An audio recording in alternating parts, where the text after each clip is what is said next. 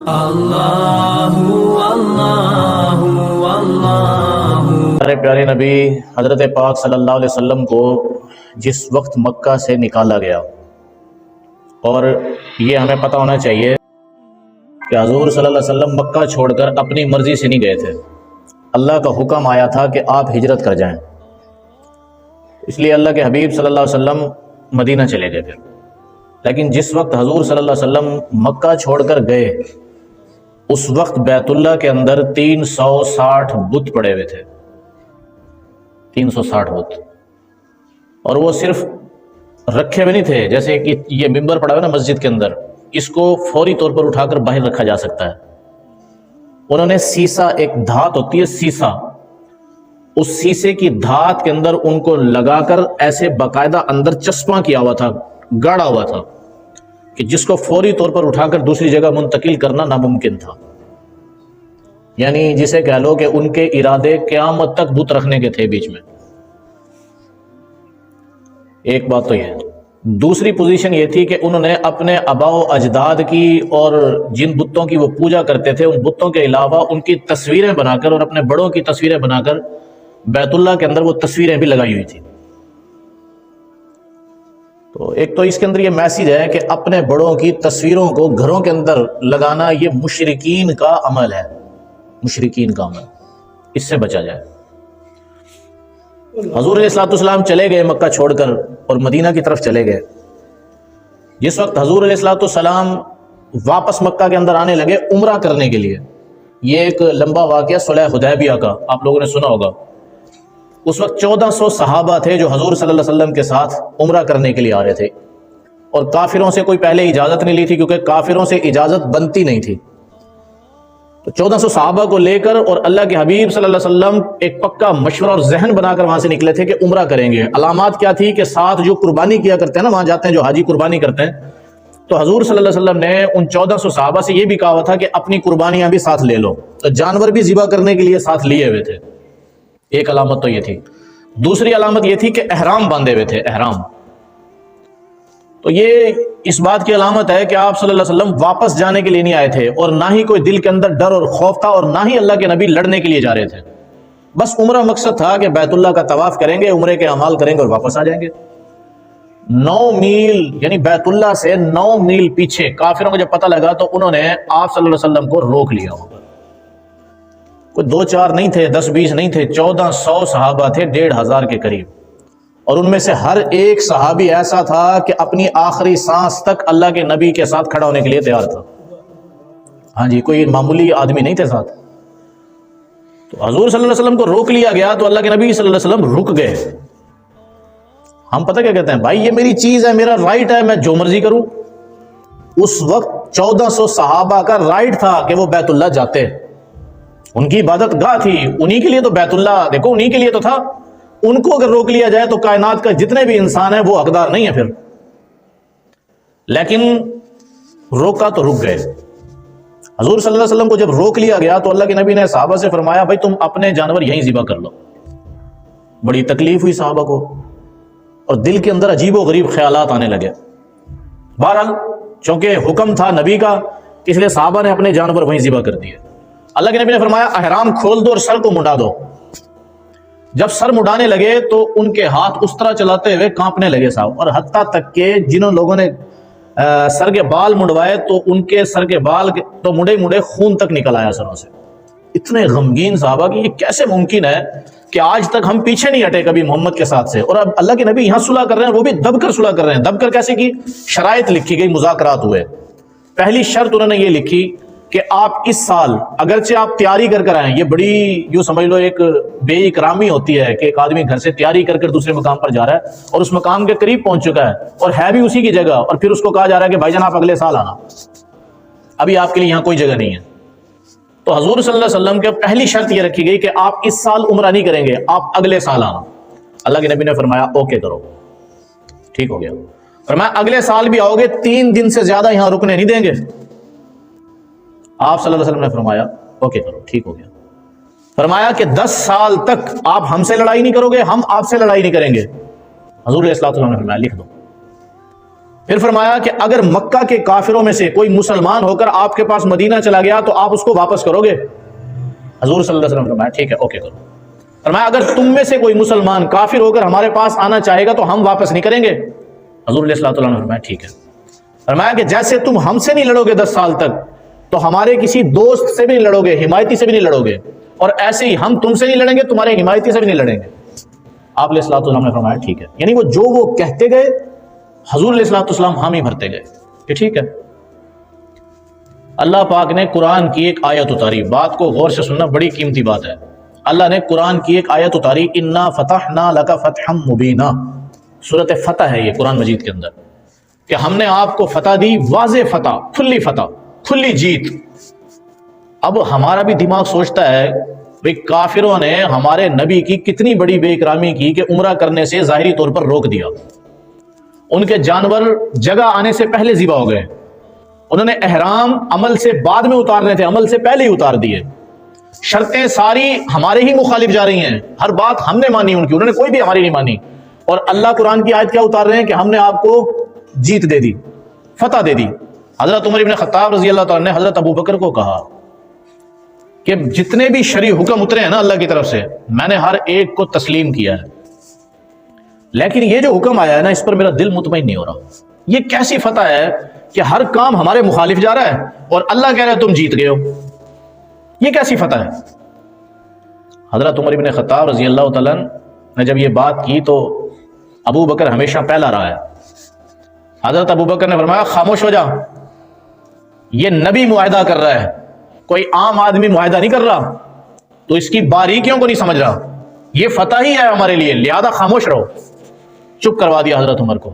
حضرت عمر کہتے ہیں کہ ابو بکر کے جواب سے میں اتنا ڈرا کہ مجھے اس بات کا شک ہونے لگا کہ کہیں ایسا نہ ہو کہ جب ہم واپسی کریں تو محمد کے اوپر، میرے نبی کے اوپر میرے خلاف اللہ قرآن کی کوئی آیت ہی نہ اتار دے جس میں عمر کو ڈانٹا گیا ہو۔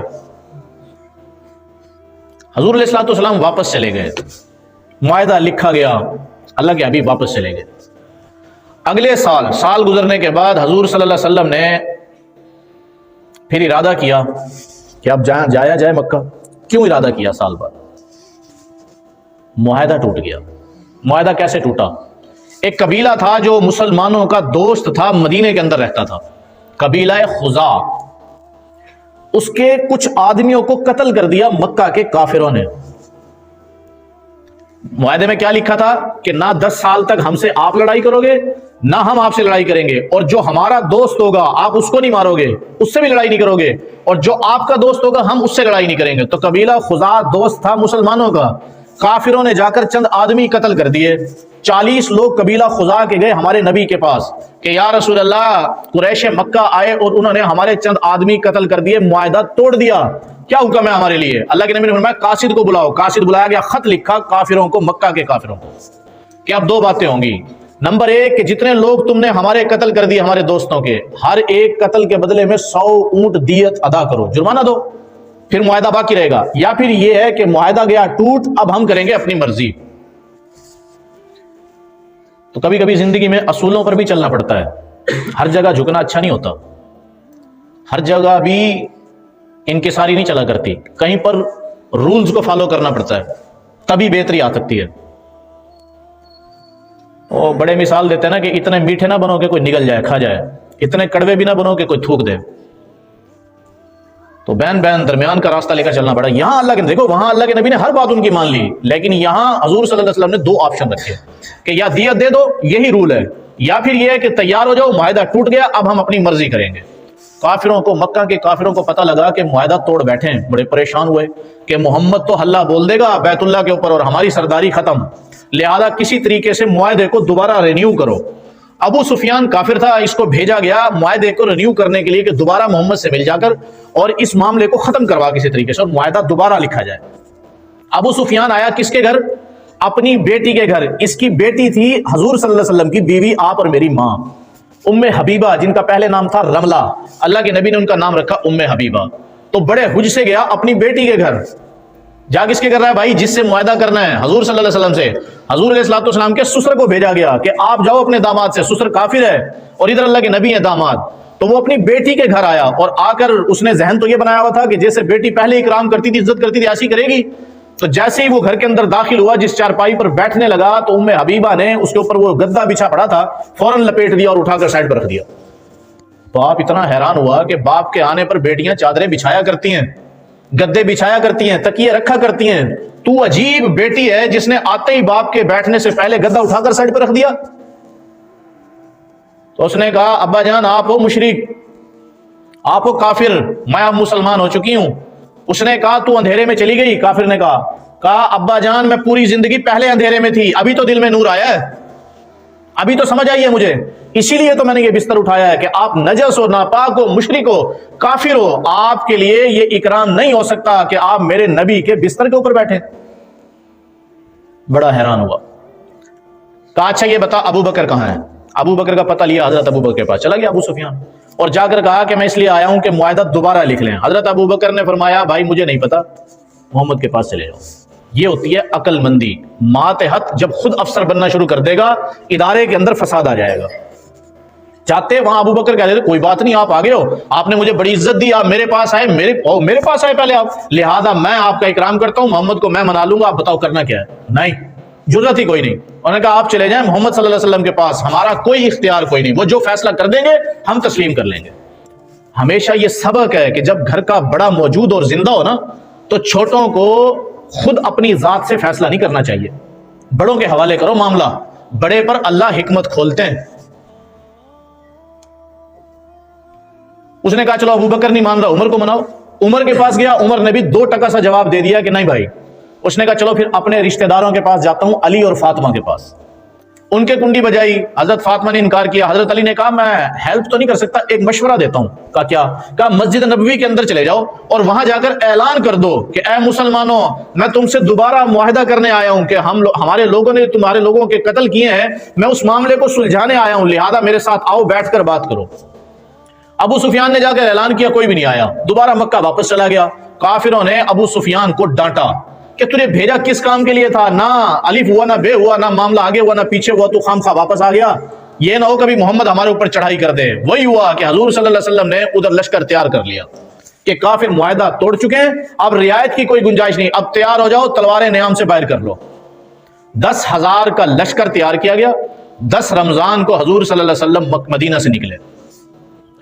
مدینہ سے نکلے اور راستے کے اندر حضور صلی اللہ علیہ وسلم کے چاچا تھے حارث، کافر تھے، ان کا بیٹا تھا ابو سفیان ابن حارث، یہ ملا. اور حضور صلی اللہ علیہ وسلم کی پھپھی کے بیٹے ہیں عبداللہ ابن امیہ، یہ دونوں کافر تھے اور ان دونوں نے اللہ کے نبی کے خلاف شعر لکھے تھے، شعر، اور شعر پڑھ پڑھ کر حضور صلی اللہ علیہ وسلم کی ذات پر تنقید کرتے تھے. اللہ کے نبی بڑے پریشان تھے ان دونوں سے. راستے میں جب انہوں نے دیکھا کہ محمد تو بڑا لشکر لے کر نکل رہا ہے اور ہماری خیر کوئی نہیں، تو یہ دونوں آئے کہ یا رسول اللہ معاف کر دو، کلمہ پڑھنا چاہتے ہیں، مسلمان ہونا چاہتے ہیں. اللہ کے نبی نے ان کی بات کا جواب ہی نہیں دیا، غصہ بہت زیادہ تھا. تھوڑا سا آگے چلے تو خیمے لگائے، خیموں میں ام سلمہ ہماری ماں ہے، آپ صلی اللہ علیہ وسلم کی بیوی ہیں. انہوں نے کہا یا رسول اللہ رشتہ دار ہیں، معاف کر دو، آپ کے چچا کے بیٹے ہیں، سگے چچا کے بیٹے، آپ کی پھپھی کے بیٹے ہیں، بوا کے بیٹے ہیں، معاف کر دیں. اللہ کے نبی کی آنکھوں میں آنسو آ گئے. فرمایا انہوں نے مجھے تکلیف بہت دی ام سلمہ، لیکن ام سلمہ بار بار کہتی رہی یا رسول اللہ معاف کر دیں. آپ صلی اللہ علیہ وسلم نے دونوں کو معاف کر دیا. یہاں سے ابتدا ہوئی ہمارے نبی کے رحم کی. مر زہرا ایک جگہ ہے، مر زہرا، مکہ سے پہلے. اس جگہ پر حضور صلی اللہ علیہ وسلم نے ٹھہراؤ کیا اور 10,000 کے لشکر کو کہا کہ چھوٹے چھوٹے خیمے لگاؤ. جب خیمے لگائے رات کے اندھیرے میں تو اللہ کے نبی نے اعلان کروا دیا بھائی ہر آدمی اپنے خیمے کے سامنے آگ جلا لے تھوڑی سی. جب رات کو آگ جلے گی نا تو کافر دیکھے گا کہ 10,000 کا لشکر ہے اور سینکڑوں خیمے ہیں اور خیموں کے سامنے آگیں جلی ہوئی ہیں، مطلب بہت بڑا لشکر ہے، تو میسج جائے گا ان کو. جب یہ آگ جلائی گئی تو ابو سفیان جو کافر تھا اور وہ آیا تھا اللہ کے نبی کے پاس معاہدہ طے کرنے، یہ بھی وہاں جاسوسی کے لیے پھر رہا تھا. یہ جاسوسی کرتا پھر رہا تھا. حضرت عباس حضور صلی اللہ علیہ وسلم کے چچے، انہوں نے دھر لیا، پکڑا گیا کافر. تو اس نے گلے لگایا ابو سفیان نے اور حضرت عباس سے کہا میں تمہارا رشتہ دار ہوں، میں معافی مانگنے آیا ہوں، میں مسلمان ہونا چاہتا ہوں، مجھے معاف کر دے. حضرت عمر کے کان میں آواز ڈل گئی. حضرت عمر نے تلوار نکالی اور چڑھ دوڑے ابو سفیان کے اوپر کہ یہ اللہ کا دشمن ہے، میں اس کو قتل کروں گا. حضرت عباس نے فرمایا چند منٹ ہمیں دے دو، میں اللہ کے نبی سے اس کو ملوانا چاہتا ہوں. تو وہ لے گئے آپ صلی اللہ علیہ وسلم کے پاس. ابو سفیان نے سچے دل سے معافی مانگی، مسلمان ہو گیا، اللہ کے نبی نے معاف کر دیا. اس کے بعد یہ لشکر آگے چلا. حضور علیہ السلام ام ہانی کے گھر آئے. جب مکہ کے اندر داخل ہوئے پہلے ام ہانی کے گھر آئے. ام ہانی کون ہے بھائی؟ حضرت علی کی بہن، ابو طالب کی بیٹی. ام ہانی کے گھر آئے. ام ہانی کے گھر آ کر اللہ کے نبی نے سب سے پہلے غسل کیا. غسل کرنے کے بعد 2 رکعت نفل صلاۃ الشکر پڑھی اور اس کے بعد پھر بیت اللہ کی طرف آئے. بیت اللہ کی طرف آئے. عثمان بن ابی طلحہ یہ کافر تھے اور انہی کے پاس بیت اللہ کی چابی تھی. یہ کھڑے ہوئے تھے، چابی ہاتھ میں تھی. اللہ کے نبی نے فرمایا عثمان چابی دو. تھوڑا سا اکڑنے لگے، لیکن جب دیکھا کہ بھائی اتنا بڑا جتھا ہے مجھے تو کاٹ کھائیں گے، یہ چابی پکڑا دی اللہ کے نبی کو. حضور صلی اللہ علیہ وسلم نے بیت اللہ کا دروازہ کھولا، اندر گئے، دیکھا تصویریں لگی ہوئی ہیں، بت پڑے ہوئے ہیں. حضور صلی اللہ علیہ وسلم نے اپنی کمان ہاتھ کے اندر لی تھی، تیر جس کے اندر لگتا ہے، اور ایک چھڑی ہاتھ کے اندر تھی. وہ چھڑی مارتے رہتے، اللہ نے نبی کی چوٹ ہوتی ہے، پھر وہ گرتے رہے، بت ٹوٹتے رہے، بت سارے زہق الباطل ان الباطل کان زہوقا جال حق زہق الباطل. یہ قرآن کی آیت پڑھتے رہے، بت ٹوٹتے رہے. آپ صلی اللہ علیہ وسلم نے وہ تصویریں اتاری، پھر صحابہ کو کہا زمزم کا پانی لے کر آؤ. زمزم کا پانی لایا گیا، اندر سے بیت اللہ کو زمزم کے پانی سے دھویا، اور پھر اللہ کے نبی نے 2 رکعت پڑھی. دھونے کے بعد 2 رکعت پڑھنے کے بعد باہر نکلے اور حضور صلی اللہ علیہ وسلم نے پھر اونٹنی کے اوپر بیٹھ کر بیت اللہ کا طواف کیا. اب وہاں کافر جو تھے، جن لوگوں نے بڑے ظلم ڈھائے تھے صحابہ کے اوپر، وہ سارے جمع ہونا شروع ہو گئے. پہ لڑ تو سکتے کوئی نہیں، ہم تھوڑے ہیں، یہ زیادہ ہیں، یا یہ طاقتور ہیں، ہم کمزور ہیں، لہذا آج موقع یہی ہے، یا گردن کٹوا لو یا معافی مل جائے، بس ایک کام ہوگا. تو سرداران مکہ، قریش مکہ باہر لائن کے اندر جمع ہونا شروع ہو گئے. سرداری چھن گئی مکہ کی، بیت اللہ حوالے ہو گیا اللہ کے نبی کے. تو حضور صلی اللہ علیہ وسلم نے پھر عورتوں کو بیعت کیا صفا کے مقام پر. کیسے بیعت کیا بھائی؟ یہ آج بھی ہمارے حضرات شیخ بڑے ہمارے بیعت کرتے ہیں اور کچھ لوگ اعتراض کرتے ہیں. یہ اللہ کے نبی کی سنت ہے. ایسے کپڑا پھینکا عورتوں کی طرف، خود اللہ کے نبی نے پلو پکڑ لیا اور کپڑا پھینکا عورتوں کی طرف. عورتوں نے جہاں جہاں جس کے ہاتھ آیا وہ کپڑا پکڑ لیا. اللہ کے نبی نے قرآن کی آیات پڑھی اور ان کو بیعت کر لیا. ایک طریقہ یہ لکھا ہے روایات کے اندر. دوسرا طریقہ یہ لکھا ہے کہ ایک بڑے برتن کے اندر پانی منگوایا، اس کے اندر ہاتھ ڈال دیا اللہ کے نبی نے، اور پھر وہی پانی کا کٹورا سب کے سامنے لے جایا گیا. جس عورت نے مسلمان ہونا تھا وہ اس کٹورے کے اندر ہاتھ ڈالتی رہی. یہ یاد رکھنا، پوری زندگی میں اللہ کے نبی صلی اللہ علیہ وسلم نے کبھی کسی غیر محرم کو ہاتھ نہیں لگایا. ہمارے ہاں سرائکی کلچر کے اندر یہ بات عام ہے، کوئی بھی آ رہی ہے عورت مرد سے سلام کرتی ہے، بعض جگہ تو گلے بھی ملتی ہیں. خدا کی لعنت پڑتی ہے بھائی، اس کلچر کو ختم کرے. غیر محرم سے کوئی سلام مسافہ نہیں ہے. سالیوں سے مل رہا ہے ہاتھ ملا رہا ہے، سالیوں سے مل رہا ہے ہاتھ ملا رہا ہے، یہ بالکل غلط ہے. تو حضور صلی اللہ علیہ وسلم نے پوری زندگی کے اندر اپنی مستورات کو بھی روکو، کسی غیر محرم سے ہاتھ نہ ملاؤ، کوئی گلے نہیں لگنا. اگر ہم شرعی پردہ نہیں کروا سکتے، کم از کم کچھ تو سٹیپ اٹھائیں. تو آپ علیہ الصلوۃ والسلام نے صفا کے مقام پر عورتوں کو بیعت کیا. اس کے بعد وہ لوگ کھڑے ہوئے تھے جو کافر تھے، اب وہ انتظار میں تھے کہ محمد ہمارا فیصلہ کرے، ہمارا کرنا کیا ہے. اور گمان سب کا یہی تھا کہ آج ہم سب ذبح کر دیے جائیں گے. حضرت سعد ابن عبادہ آئے، انہوں نے کہا ایوم یوم الملحمہ، جھنڈا انہوں نے اٹھایا تھا کہ یا رسول اللہ آج تو کاٹ پاٹ کا دن ہے، خون بہے گا آج مکہ کے اندر. اللہ کے نبی نے فرمایا ایوم یوم المرحمہ، آج بیت اللہ کو غلاف پہنانے کا دن ہے، آج تو رحم کرنے کا دن ہے، آج اکرام کرنے کا دن ہے. تو حضور صلی اللہ علیہ وسلم نے معافیوں کے اعلان کیے. ابو سفیان جو پیچھے معاف کیا تھا جس کو، اس کو لے کر آئے حضرت عباس، کہا یا رسول اللہ یہ مسلمان ہو گیا ہے، اس کو کوئی تمغہ دو، تمغہ کوئی میڈل دو. اللہ کے نبی فرمایا اس کا تمغہ اور میڈل یہ ہے کہ اعلان کر دو بیت اللہ کے اندر جو ابو سفیان کے گھر کے اندر چلا گیا ہم نے اس کو معاف کر دیا. ابو سفیان نے کہا یا رسول اللہ اتنے سارے لوگ ہیں، میرا گھر تو چھوٹا سا ہے، پورے نہیں آئیں گے. اللہ کے نبی نے فرمایا ٹھیک ہے، پھر یہ اعلان کر دو جو اپنے ہی گھر کے اندر دبک کر بیٹھ گیا، مسلمان کے خلاف تلوار نہ اٹھائی، اس کو بھی معافی ہے. یہ اعلان کیا گیا. حضور علیہ الصلوۃ والسلام خود اوپر سے چلے، خالد کو نیچے سے بھیجا، خالد ابن ولید کو. 24 آدمیوں کو قتل کیا خالد ابن ولید نے. آپ صلی اللہ علیہ وسلم نے فرمایا خالد نہ کرو ایسے. حضرت خالد کہنے لگے یا رسول اللہ میں مجبور ہوں، میں مجبور ہوں. آپ صلی اللہ علیہ وسلم مکہ کے اندر آ گئے، کافر سامنے ٹھہرے ہوئے ہیں. اللہ کے نبی صلی اللہ علیہ وسلم نے بلال کو بلایا، کہا بلال بیت اللہ کی چھت پر چڑھ جاؤ، بیت اللہ کی چھت پر چڑھو. بیت اللہ کی چھت پر حضرت بلال کو چڑھایا گیا، کہا بلال آذان دو. مکہ کی وادیوں میں حضرت بلال کی آواز آئی آذان کی، لوگوں کے سینے پھٹے، دھاڑے مار کر لوگ روئے. 2 کافر سامنے بیٹھے ہوئے تھے، ایک کا نام تھا خالد اور ایک اور شخص تھا عتاب. وہ 2 بیٹھے ہوئے تھے. تو ان میں سے ایک دوسرے کو نا چپکے سے کہنے لگا کہ آج میرا باپ زندہ ہوتا نا اس کالے کا مقام دیکھتا. یہ کالا کہاں پہنچ گیا دیکھو بیت اللہ کے اوپر. دوسرا کہنے لگا کہ ہاں کمال نہیں کر دی محمد نے کہ بلال حبشی کو کہاں لا کر کھڑا کر دیا. اور ابو جہل کا ایک بھائی تھا وہ وہاں بیٹھا ہوا تھا, وہ کہنے لگا حارث, تو وہ کہنے لگا کہ دیکھو یہی وہ جگہ ہے جہاں پر بلال کو رسیاں ڈال کر گھسیٹا جاتا تھا, یہی وہ جگہ ہے جہاں پر بلال کو کوڑے مارے جاتے تھے. بلال جب چیختا تھا انہی گلیوں کے اندر, انہی وادیوں کے اندر بلال کے چیخنے کی آواز آیا کرتی تھی. آج وہی جگہ ہے کہ بلال سب سے اونچا کھڑا ہے, سب نیچے کھڑے ہیں. بلال رضی اللہ تعالیٰ نے آزان دی, آزان دے کر نیچے اتر آئے. اللہ کے نبی نے وہ جو دو کافر آپس میں سرگوشی کر رہے تھے ان کو بلایا, ادھر آؤ بھائی. دونوں آ گئے تو ان سے کہا کہ تم آپس کے اندر کیا بات کر رہے تھے؟ حالانکہ ان دونوں نے آپس میں بات کی, کسی تیسرے نے سنی کوئی نہیں. تو ان دونوں نے جو بات کی اللہ کے نبی نے ان دونوں کی بات ان کو بتا دی.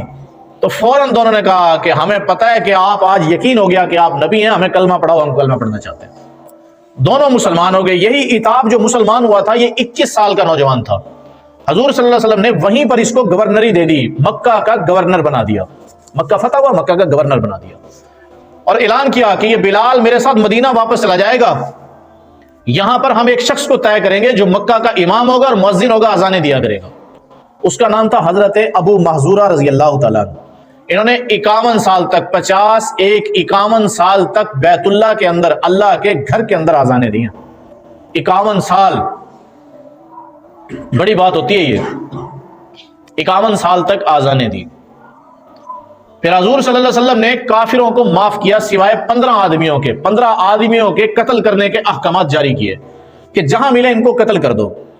ان 15 میں سے 5 کو قتل کیا گیا, 5 کو, ایک بھاگنے میں کامیاب ہو گیا اور 9 پھر معافی مانگنے کے لیے آ گئے اور اللہ کے نبی نے پھر معاف کر دیا, پھر معاف کر. عبداللہ ابن الاخطل یہ بیت اللہ کے غلاف کے نیچے چھپا جا کر ابو محذورہ نے وہاں سے نکال کر اس کو قتل کیا. اس کی 2 باندیاں تھیں, ایک بھاگ گئی ایک قتل ہو گئی. یہ 2 باندیاں شعر لکھ کر ہمارے نبی کے خلاف پھر مجموعوں میں شعر سنایا کرتی تھی, نبی کی توہین کیا کرتی تھی. ایک بھاگ گئی, ایک کو قتل کر دیا گیا. حبار ابن الاسود آئے, یہ وہ شخص ہے جس نے حضور صلی اللہ علیہ وسلم کی بیٹی کے پیٹ کے اندر نیزہ مارا تھا. آپ صلی اللہ علیہ وسلم کی بیٹی حضرت زینب رضی اللہ تعالی عنہا یہ حاملہ تھی, اونٹ کے اوپر بیٹھی تھی, وہ مارا, نیزہ مارا, وہ نیچے گری, زخم لگا, بچہ بھی ضائع ہو گیا, خود بھی انتقال ہو گیا ان کا. تو حضور صلی اللہ علیہ وسلم کے سامنے حبار ابن الاسود آیا اور آ کر کہنے لگا یا رسول اللہ, یقیناً کافروں نے آپ کو بہت سارے زخم دیے ہیں, طرح طرح کی آپ کو تکلیفیں پہنچائی ہیں, لیکن جو میں نے آپ کو تکلیف دی ہے ان سارے کافروں کی تکلیفوں سے میری تکلیف سب سے بڑی ہے. یا رسول اللہ مجھے معاف کر دیں. اللہ کے نبی کے آنسو بہنے لگے. حضور صلی اللہ علیہ وسلم نے سر جھکا لیا, کہا ہم نے سب کو معاف کر دیا. حبار ابن الاسود چلا گیا. وحشی ابن حرب آیا.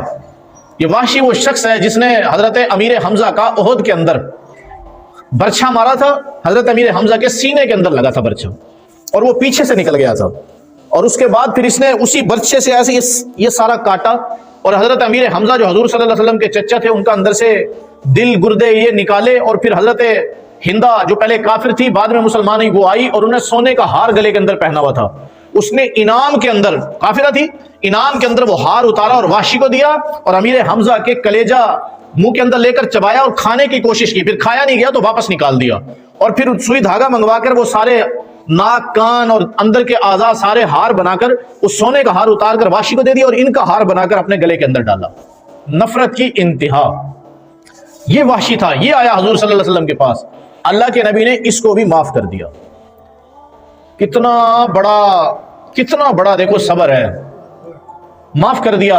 اور یہ وہ چچا ہے, یعنی حضرت امیر حمزہ وہ چچا تھے حضور صلی اللہ علیہ وسلم کے کہ جن کے انتقال پر حضور صلی اللہ علیہ وسلم کی رو رو کر ہچکی بن گئی تھی. اور بھائی سمجھتے ہو نا, جب کسی گھر میت ہوتی ہے نا تو جب اتنا رویا جاتا ہے کہ ہچکی لگ جاتی ہے بندے کو, وہ بھی اس آدمی کو لگے گی جس کا بہت قریبی کوئی فوت ہو گیا ہو. تو حضور صلی اللہ علیہ وسلم نے 69 مرتبہ 70 مرتبہ جنازہ پڑھایا تھا اپنے چچا کا. اتنا پیار تھا آپ صلی اللہ علیہ وسلم کو اپنے پیارے چچا سے. تو اس چچا کے قاتل کو پل بھر میں معاف کر دیا کہ جاؤ کوئی بات نہیں, معاف کراؤ. پھر انہوں نے حق ادا کیا. وحشی کو جو معاف کیا, وحشی نے بعد کے اندر حضرت ابوبکر صدیق رضی اللہ عنہ کے دور کے اندر مسیلمہ کذاب جس نے نبوت کا دعویٰ کیا تھا اس کو قتل بھی حضرت وحشی نے کیا. قعب ابن زہیر آئے, یہ پہلے حضور صلی اللہ علیہ وسلم کے خلاف شعر پڑھا کرتے تھے. بعد میں آ کر کہنے لگے کہ یا رسول اللہ آپ سے معافی چاہتا ہوں، معاف کر دیں۔ اللہ کے نبی نے فرمایا جاؤ معاف کیا۔ اس نے ایک قصیدہ لکھا حضور صلی اللہ علیہ وسلم کی شان میں، پہلے کافر تھا، مخالف لکھا کرتا تھا، پھر اس نے اللہ کے حبیب کی شان میں قصیدہ لکھا، اللہ کے نبی کو پڑھ کر سنایا، حضور صلی اللہ علیہ وسلم نے چادر ہدیہ کے طور پر دی کعب ابن زہیر کو۔ عبداللہ ابن سعد بن ابی سرحہ آئے، یہ حضرت عثمان غنی رضی اللہ تعالیٰ عنہ کے رضائی بھائی ہیں، پہلے مسلمان تھے، اللہ کے نبی کی وحی لکھا کرتے تھے، جبرائیل جو لے کر آتے وہ لکھتے تھے، بعد کے اندر دماغ خراب ہو گیا اور جا کر کہنے لگے لوگوں سے کہ جیسے محمد پر وحی آتی ہے میرے اوپر بھی وحی آتی ہے، کافر ہو گیا۔ عثمان غنی جب مکہ فتح ہو گیا تو حضرت عثمان غنی سے سفارش کی کہ محمد کے پاس لے جاؤ، معافی مانگنا چاہتا ہوں۔ عثمان غنی رضی اللہ تعالیٰ ساتھ آئے تو اللہ کے نبی نے اس کو بھی معاف کر دیا، اور پھر بعد کے اندر اس نے ایسی سچی توبہ کی کہ یہ پھر اللہ کے راستے میں نکلا، اور عثمان غنی رضی اللہ تعالیٰ کے دور کے اندر اس نے دعا مانگی کہ اللہ میرا آخری عمل زندگی کا صبح کے وقت میں ہو۔ تو فجر کی نماز پڑھا رہے تھے، ایک طرف سلام پھیرا، دوسری طرف پھیر نہیں پائے کہ انتقال ہو گیا۔ نماز کے اندر، فجر کی نماز کے اندر ایک سلام پھیرا، دوسرا پھیرنے سے پہلے روح قبض ہو گئی۔ ایسی پیاری موت اللہ نے عبداللہ ابن سعد بن ابی سرحہ کو دی۔ تو یہ لوگ کافر تھے، پہلے مخالف تھے، لیکن بعد کے اندر اسلام لائے۔ ابو جہل کا بیٹا اکرمہ، بیوی نے آ کر امان مانگی کہ یا رسول اللہ میرے شوہر کو امان دے دو، اللہ کے نبی نے فرمایا امان ہے، اور پھر بیوی ساتھ لے کر آئی تو حضور صلی اللہ علیہ وسلم کے ساتھ صحابہ بیٹھے ہوئے تھے، اللہ کے نبی نے فرمایا جعل اکرمہ مومنن، اے میرے صحابہ سن لو، اکرمہ آ رہا ہے ابو جہل کا بیٹا، یہ مومن بن کر آ رہا ہے، لا تسبوا اباہ، اس کے باپ ابو جہل کو اس کے سامنے گالی نہ دینا، فإن سب المیت یوزی الحی، کہ جب تم کسی مردے کو گالی دو گے اس کے زندے کے سامنے تو اس زندے کو تکلیف پہنچے گی۔ تو صحابہ خاموش ہو گئے، اکرمہ آ کر سامنے ٹھہر گئے، پوچھا یا رسول اللہ میری بیوی نے امان لی ہے آپ سے؟ کہا ہاں مجھ سے امان لی ہے، تجھے امان ہے، کوئی کچھ نہیں کہے گا۔ اکرمہ مسلمان ہو گیا، کلمہ پڑھ لیا، کیا یا رسول اللہ میرے لیے حکم کیا ہے؟ اللہ کے نبی نے جہاد کے اوپر بھیجا، افریقہ انہی کے ہاتھ پر فتح ہوا، افریقہ۔ بعد کے اندر جنگ اجنادین ہوئی، اس کے اندر یہ شہید ہو گئے، 70 سے زیادہ زخم ان کے جسم کے اوپر ملے، 70 سے زیادہ زخم لگے اکرمہ کے جسم کے اوپر۔ تو یہ پکے کافر تھے بھائی پہلے، بعد کے اندر مسلمان ہو گئے۔ حضور صلی اللہ علیہ وسلم نے جب یہ فتح مکہ ہو گیا پھر حنین کی طرف سفر کیا، حنین گئے، کیونکہ حنین کے اندر حوازن قبیلہ تھا، حوازن قبیلہ، اس کے اندر ایک شخص تھا مالک ابن عوف، یہ سردار تھا وہاں کا۔ اس نے راستے کے اندر 20,000 سپاہی بٹھائے تیر انداز کہ محمد کا لشکر آئے گا تابڑ توڑ حملے کرنا، انہیں تیر ایسے پھینکے کہ صحابہ کے پاؤں اکھڑ گئے، تیروں پہ تیر آئے، بوچھاڑ ہو گئی تیروں کی، چھپے ہوئے بیٹھے تھے پتہ نہیں تھا، حوازن قبیلہ تھا، مالک ابن عوف نے آرڈر کیا تو بوچھاڑ ہو گئی تیروں کی۔ اللہ کے نبی نے اعلان کیا کہ میں جھوٹا نبی نہیں ہوں، میں عبد المطلب کا بیٹا ہوں، میں واپس جانے والا نہیں ہوں، میں واپس جانے والا نہیں ہوں۔ حضور صلی اللہ علیہ وسلم نے اللہ سے دعا کی، آسمان سے ایک چادر گری کالے رنگ کی، اس سے چیونٹیاں نکلی، وہ فرشتے تھے، اور اللہ نے حملہ کروایا فرشتوں کے ذریعے سے۔ بدر کے اندر اور حنین کے اندر اللہ نے فرشتے اتارے، اللہ نے فتح دی، سارا مال چھوڑ کر بھاگے کافر۔ 24,000 اونٹ تھے، 40,000 بکریاں، کتنا بڑا مال ہے، 24,000 اونٹ، 40,000 بکریاں، 4,000 اوقیہ چاندی، 6,000 لوگ غلام بن کر، قیدی بن کر اللہ کے نبی کے پاس آ گئے۔ حضور صلی اللہ علیہ وسلم نے سارا مال رکھوا دیا، مسلمانوں کو وہاں ٹھہرا دیا، میں آگے جا رہا ہوں خیبر پر، واپس آؤں گا پھر دیکھیں گے۔ آگے گئے، اللہ کی شان لڑائی نہ ہوئی، اللہ کے نبی واپس آئے، 10 دن گزر چکے تھے۔ تو بنو سعد قبیلہ ہے جس کی دائی حلیمہ تھی، اللہ کے نبی نے دائی حلیمہ کا دودھ پیا تھا، وہ بنو سعد کے لوگ آگے آپ صلی اللہ علیہ وسلم کے پاس کہ یا رسول اللہ آپ نے ہمارے 6,000 لوگوں کو قیدی بنایا ہے، ہم آپ سے ایک سفارش کرنے آئے ہیں۔ کہا کرو۔ کہا آپ کو پتا ہے کہ آپ نے اس قبیلے کے اندر، اس قبیلے کی عورت دائی حلیمہ کا دودھ پیا ہے، آپ کی بہن شیمہ، اور پتا ہے نا بھائی شیمہ کون ہے؟ شیمہ حضور صلی اللہ علیہ وسلم کی رضائی بہن ہے، دائی حلیمہ کی حقیقی بیٹی ہے، اس اعتبار سے حضور صلی اللہ علیہ وسلم کی بہن ہوئی۔ تو شیمہ بھی قیدی ہو کر اللہ کے نبی کے پاس آ گئی تھی، تو ان لوگوں نے کہا یا رسول اللہ آپ کی بہن بھی ہمارے قیدیوں میں شامل ہے، اور آپ کی خالائیں اور پھوپھیاں بھی شامل ہیں، یا رسول اللہ معاف کر دو، چھوڑ دو سب کو۔ اللہ کے نبی نے فرمایا میں 10 دن تک تمہارا انتظار کرتا رہا، تم نہ آئے، میں نے سارا مال صحابہ میں تقسیم کر دیا۔ ہاں ایک مشورہ دیتا ہوں، کل ظہر کی نماز میرے ساتھ پڑھنا، آ جانا، کھڑے ہو کر التجا کرنا، میں صحابہ سے سفارش کروں گا بھائی جس نے جو مال لیا ہے واپس کر دو، واپس کر دو، یہ میرا خاندان ہے، میں نے اس خاندان کی عورت کا دودھ پیا ہے، یہ میری ماں کا خاندان ہے، واپس کر دو۔ اللہ کی شان، دوسرے دن ظہر کی نماز پڑھی، وہ لوگ التجا کرنے لگے کھڑے ہو کر، حضور صلی اللہ علیہ وسلم نے سفارش کی، صحابہ نے 6,000 قیدی واپس کر دیے، یک لخت واپس کر دیے 6,000 قیدی۔ آپ صلی اللہ علیہ وسلم نے دیکھا کہ ان کی بہن شیمہ کھڑی ہے، سر پر دوپٹہ نہیں، اللہ کے نبی نے بلایا، سر پر دوپٹہ رکھا، کہا میری بہن ہو آپ۔ اس کے بعد اللہ کے نبی نے اونٹ دیے، بکریاں دی، اور کہا کہ آپ میری بہن ہو، چاہو تو مدینے کے اندر رہو، تمہارا بھرپور اکرام کیا جائے گا، چاہو تو واپس چلی جاؤ۔ اس نے کہا یا رسول اللہ واپس جانا چاہتی ہوں۔ اللہ کے نبی نے اعزاز اور اکرام کے ساتھ ان کو واپس بھیجا۔ پھر صحابہ کے اندر 24,000 اونٹ جو تقسیم کیے تھے، آپ صلی اللہ علیہ وسلم نے بلایا، بھائی حکیم ابن حزام کدھر ہے؟ یہ حضور صلی اللہ علیہ وسلم کا سالہ ہے، اما خدیجہ الکبریٰ رضی اللہ تعالی عنہا کا بھائی ہے۔ کہا اس کو بلاؤ 30 اونٹ دے دو، اس کو بلاؤ 30 اونٹ دے دو۔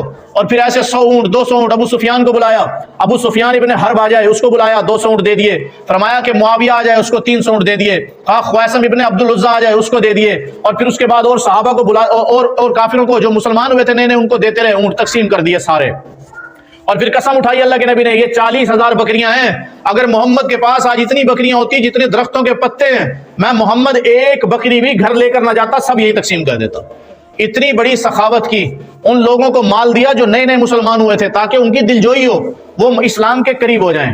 ابھی اللہ کے نبی نے مال تقسیم کیا تھا، سعد ابن عبادہ ہے، یہ انصار صحابہ میں سے تھے، انصاریوں کے سردار تھے۔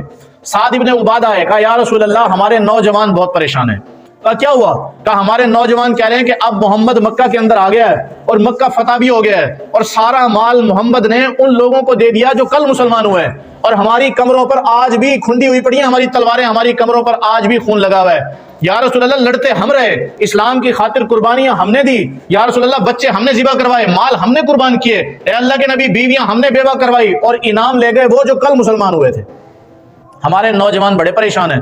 اللہ کے نبی نے فرمایا تم ایک گھر کے اندر حویلی کے اندر جمع کر لو، میں ضروری بات کرنا چاہتا ہوں۔ سارے انصار وہاں پر جمع ہو گئے، آپ صلی اللہ علیہ وسلم تشریف لے گئے، وہاں پر خطبہ دیا کہ اے انصار لوگوں، میں سن رہا ہوں کہ تمہارے دلوں کے اندر یہ بات آ رہی ہے کہ محمد نے کل کے جو مسلمان ہوئے تھے سارا مال ان کو تقسیم کر دیا، تو ایک بات کان کھول کر سن لو، جس وقت میں تمہارے اندر آیا تھا تو تم بے عزت لوگ تھے، میری وجہ سے اللہ نے تمہیں عزت دی، تم فقیر لوگ تھے، اللہ نے میری وجہ سے تمہیں مال دیا، تم لوگ آپس کے اندر ایک دوسرے کے گریبان پکڑتے تھے، قتل و غارت کرتے تھے، میں آیا تو تمہارے دلوں کے اندر الفتیں اور محبتیں پیدا ہو گئی، تم بھائی بن گئے آپس کے اندر۔ ان لوگوں نے کہا کہ ہاں یا رسول اللہ، یہ آپ اور اللہ کے کرم سے ہوا، اللہ اور اس کے رسول کا کرم ہے کہ ہم آپس کے اندر شیر و شکر ہو گئے، ہم آپس کے اندر ایک ہو گئے، اور ہمارا فقر غنا کے اندر تبدیل ہو گیا، اور ہم آپس کے اندر لڑتے تھے، ہم میٹھے بن کر رہنے لگے۔ پھر آپ صلی اللہ علیہ وسلم نے فرمایا سنو اے انصار، سنو اے انصار، یہ جو دنیا کے ٹھیکرے ہیں جن کے لیے تم مجھے کہہ رہے ہو کہ میں نے نئے مسلمانوں کو دے دیے، تو ان کی مثال ایسی ہے جیسے زمین سے گھاس اگتا ہے اور وہ ایک چھوٹا سا سبز پتا سا جب زمین سے نکلتا ہے، اللہ کے ہاں اس سارے مال کی اس سبز پتے کے جتنی بھی حیثیت کوئی نہیں۔ اور جس کے بارے میں تم اشکال کر رہے ہو کہ محمد نے ان کو دے دیا، اللہ کے ہاں یہ کوئی چیز نہیں ہے۔ اور یہ یاد رکھنا کہ میں یہ جو ان کو بکریاں دی ہیں اور ان کو اونٹ دیے ہیں، تو یاد رکھو مہاجرین کو ان کے اونٹ مبارک، ان کو بکریاں مبارک، ان کو 400 اوقیہ چاندی، 4000 اوقیہ چاندی مبارک، اور ان کو درہم اور دینار مبارک۔ کیا تم اس بات پر راضی نہیں ہو کہ جب ہم اس مجلس سے اٹھیں، جب ہم یہاں سے اٹھیں گے تو یہ لوگ مہاریں پکڑیں گے اونٹوں کی، یہ لوگ رسیاں پکڑیں گے اونٹوں کی اور بکریوں کی، یہ لوگ اپنے ساتھ اونٹ لے جائیں گے، بکریاں لے جائیں گے، تھیلوں میں اشرفیاں لے جائیں گے، چاندی اور سکے لے جائیں گے، اور تم اپنے ساتھ محمد کو لے کر جاؤ گے۔ کیا تم اس بات پر راضی نہیں ہو؟ تم اس بات پر راضی نہیں ہو کہ تمہارے ساتھ محمد جائے گا؟ میں تو تمہارے ساتھ جاؤں گا نا مدینہ، یہ تو یہیں رہ جائیں گے مکہ کے اندر، یہ اونٹ اور بکریاں یہ لے کر رہ جائیں گے، میں تو تمہارے ساتھ چلوں گا۔ اور اس کے بعد حدیث کے اندر لکھا ہوا ہے کہ ان لوگوں نے چیخ ماری، رو پڑے، ان کی آنکھوں سے آنسو نکلے اور داڑیاں تر ہو گئی۔ کیوں نہیں یا رسول اللہ، ہم اس بات پر راضی ہیں، ہمیں نہیں چاہیے ٹھیکرے دنیا کے، ہمیں نہیں چاہیے سونا اور چاندی، آپ ہمارے ساتھ چلیں، یہ ہمارے لیے بڑی اعزاز کی بات ہے۔ پھر اللہ کے نبی نے فرمایا جب دنیا کے لوگ ٹولوں کے اندر چلیں تو ایک ٹولہ اگر انصار کا ہوگا، میں دنیا چھوڑ دوں گا، میں تمہارے ساتھ چلوں گا۔ انصار کو خوشخبریاں سنائی، میں تمہارے ساتھ چلوں گا، اور فرمایا کہ اے انصار، وہ لوگ جنہوں نے دین کے لیے معاونت کی، اپنے گھر کھول دیے، اپنے مال پیش کر دیے، اپنے جانور پیش کر دیے، اپنا خون بہا دیا، پسینہ دین کے لیے خرچ کیا، سن لو تم میرے اندر کا لباس ہو، اور یہ لوگ جو کل مسلمان ہوئے آج ان کو مال دے دیا، یہ میرے باہر کا لباس ہیں۔ جو لوگ دین کے لیے قربانی کرتے ہیں، اللہ کے نبی نے فرمایا وہ میرے اندر کا لباس ہے، وہ میرے جسم سے زیادہ قریب ہیں۔ فرمایا اللہ کے نبی نے کہ اللہ رحم کرے انصار پر، ان کے بیٹوں پر، ان کے بیٹوں کے بیٹوں پر، جو لوگ دین کے لیے قربانی کریں۔ اللہ نے 3-4 نسلوں تک دعائیں دی، 3-4 نسلوں تک دعائیں دی۔ تو بھائی جو لوگ بھی دین کے لیے قربانیاں کرتے ہیں ان کے پھر اللہ کے نبی ایسے ہی دعائیں دیتے ہیں ان کو بھائی۔ تو انصار خاموش ہو گئے۔ پھر یہی ہوا کہ حضور صلی اللہ علیہ وسلم کی قبر مبارک بھی کہاں بنی ہوئی ہے بھائی؟ وہ انصاریوں کے پاس بنی ہے نا، مدینہ کے اندر، مکہ تھوڑی بنی ہے، مدینہ کے اندر اللہ کے حبیب صلی اللہ علیہ وسلم کا روزہ بنا ہوا ہے، اور ساری زندگی ان کی نسلیں اس کی برکات سمیٹتی رہیں گی قیامت تک۔ قیامت تک سمیٹتی رہیں گی. تو بھائی بات کرنے کا مقصد صرف یہ ہے کہ ہمارے نبی پاک صلی اللہ علیہ وسلم کی زندگی ہمارے نوجوان کو پتہ ہونی چاہیے. کیسی زندگی آپ صلی اللہ علیہ وسلم کی تھی؟ صرف ان کے نام پر خیرات کر دینا, ان کے نام پر جھنڈیاں لگا لینا, جھنڈے لگا لینا, بھائی یہ ہمارے دین کا حصہ نہیں ہے. خدا کا واسطہ ہمارے دین کا حصہ نہیں ہے. نبی کی سیرت سے واقف بنو کہ آپ صلی اللہ علیہ وسلم کی تعلیمات کیا ہیں, آپ صلی اللہ علیہ وسلم کا طریقہ کار کیا رہے ہیں, اللہ کے حبیب کا طرز زندگی کیا تھا. یہ جو ہمارے معاشرے کے اندر جو یہ معاملات گھل مل گئے نا, یہ پہلی قومیں بھی کرتی رہی ہیں بھائی. کوئی ہم ہی نئے عاشق پیدا نہیں ہوئے اور ہم نے کوئی یہ کچھ علم نہیں اٹھایا ہوا. یہ ہندو بھی کرتے ہیں. دیوالی دیکھو جا کر, ہمارا خرچہ ان کے ایسے ہاتھ کے برابر میں ذرہ کچھ بھی نہیں کرتے ہم خرچہ نبی کی محبت میں. جا کے پوچھو ان کے مذاہب کے پیشواؤں سے, سونے کے اندر تول دیتے ہیں اپنے منتریوں کو. ہم نے دیکھا گیا, لیکن یہ اصل نہیں ہے. اصل ہے تعلیمات کو اپنانا. ہندو اپنے پیشواؤں کو جھٹلا دیتے ہیں, اپنے ہی خداؤں کا مذاق اڑا دیتے ہیں. سکھ اپنے ہی پیشواؤں کا مذاق اڑا دیتے ہیں. یہود و نصارہ, عیسائی اور یہودی یہ اپنی ہی کتابوں کے مخالف چلتے ہیں. لیکن مسلمان کا طرز زندگی یہ نہیں ہے. مسلمان کے لیے اصل یہ ہے کہ وہ اپنے نبی کی تعلیمات کو اپنی زندگی کے اندر لے کر آئے. قوم عاد اور قوم سمود, ان کے جب خیمے لگتے تھے نا, ان کی تار بھی سونے کی ہوتی تھی, کپڑے کی. اتنا پیسہ اللہ نے ان لوگوں کو دیا تھا. لیکن کہاں گئے بھائی؟ ملیا میٹ ہو گئے. عبرت کا نشان بنے ہوئے آج تک پوری دنیا کے اندر. فرعون کو 100 سال تک سر میں درد بھی کبھی نہیں ہوئی, پوری زندگی میں ایک دانت بھی نہیں ٹوٹا. ہمارا تو 20-21 سال کے اندر جاڑے نکلواتے پھر ہوتے ہیں اسپتال میں. ہاں جی, 540 سال عمر ہے, ایک سفید بال نہیں آیا. یہاں 10 سال کے بچوں کے سر سفید ہوئے پڑے ہیں. کیسی بھرپور جوانی دیکھی ہوگی اس نے, کیسا نشہ آیا ہوگا جوانی کا. تخت پر بیٹھتا تھا, دیکھ لو 540 سال بھائی, 540 سال, 54 سال کی بات نہیں کر رہا, 540 سال. تبھی تو اس نے کہا نا ربکم الاعلی, کہ میں ہی تو خدا ہوں. اور جس کو زوال ہی نہ آ رہا ہو, جس کے اندر کمزوری نہ آ رہی ہو, جس کی کمر نہ جھکے, جو کبھی لڑکھڑاتا نہ ہو, جس کا بال سفید نہ ہو, جس کا دانت نہ ٹوٹا ہو, جس کی نظر کمزور نہ ہوئی ہو, تو اس نے تو کہنا ہی ہے کہ میں خدا ہوں. لیکن اللہ نے پھر کیسے پکڑا؟ تو حضور صلی اللہ علیہ وسلم کی زندگی کو اپنے بچوں کو بتاؤ, اپنے بچوں کو بھائی بتاؤ. ایک ٹیچر کے پاس بیٹھتے تھے, سکول کے اندر اسلامیات کا کنسیپٹ ہے ہی کوئی نہیں. جو نصاب دیا ہے نا, نصاب گورنمنٹ نے, اس نصاب کے اندر اسلامیات نہیں ہے. خدا کا واسطہ اپنی ذات سے اپنے بچوں کو دین بتانا شروع کر دو. جہاں ہم ٹیکی لگا کر بیٹھے ہیں نا کہ سکول سے سیکھے گا, تو سکول سے جو سیکھے گا وہ آپ کو پتہ لگ جائے گا اگلے 20 سال کے بعد.